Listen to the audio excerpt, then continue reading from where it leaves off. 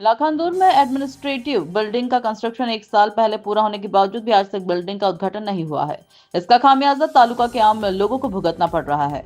पिछले 4-5 सालों से तालुका के अंधे, दिव्यांग, विधवा और बेसहारा लोगों को अपने काम के लिए 4 से 5 किलोमीटर पैदल सफर करना पड़ता है, जिससे आम नागरिक का पैसा और समय बर्बाद होता है। भंडारा जिला परिषद के पूर्व प्रेसिडेंट वसंत राव यंचिलवार ने आरोप लगाया कि इसके लिए पूरी तरह से सरकार जिम्मेदार है। भंडारा जिला परिषद के पूर्व अध्यक्ष वसंत राव यांचिलवार ने चेतावनी दी है कि जिला कलेक्टर 7 दिनों के अंदर एडमिनिस्ट्रेटिव बिल्डिंग का उद्घाटन करें, नहीं तो लाखांदूर तालुका के सभी दलों के लोग इस एडमिनिस्ट्रेटिव बिल्डिंग के ताले तोड़कर इसका उद्घाटन करेंगे।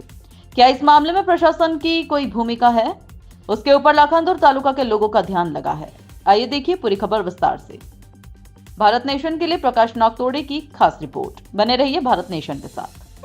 प्रशासकीय इमारतीच्या आवारामध्ये आणि 1 वर्षाच्या जास्त कालावधी लोटून गेला तरी पण या प्रशासकीय इमारतीचं लोकार्पण होऊन वापरासाठी उपयोगात येत नाही आहे। तरी या लाखांदूर नगरीतील काही मंडळी आहेत, आपण त्यांच्याकडून जाणून घेऊया की ही प्रशासकीय इमारतीचे लोकार्पण का होत नाही।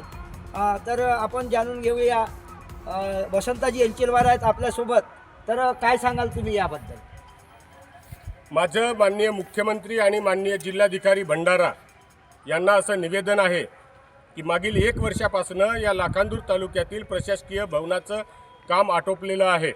संपूर्ण काम झालेलं असताना केवळ श्रेयवादाच्या लढाईवरून या इमारतीचं लोकार्पण या ठिकाणी होऊन राहत नसून त्यात अडथळा निर्माण होत आहे आणि त्यामुळे या श्रेयवादाच्या विरुद्ध आम्ही लाखांदूर तालुक्यातील जनतेने एक चंग बांधला आहे की या 7 दिवसाचे आत याचं लोकार्पण प्रशासनाने करावं, अन्यथा या 7 दिवसानंतर लाखांदूर तालुक्यातील सर्व पक्षीय जनता, सर्व सन्माननीय नागरिक एकत्र येऊन या ठिकाणी लोकार्पण करतील आणि त्याची संपूर्ण जबाबदारी प्रशासनावर राहतील।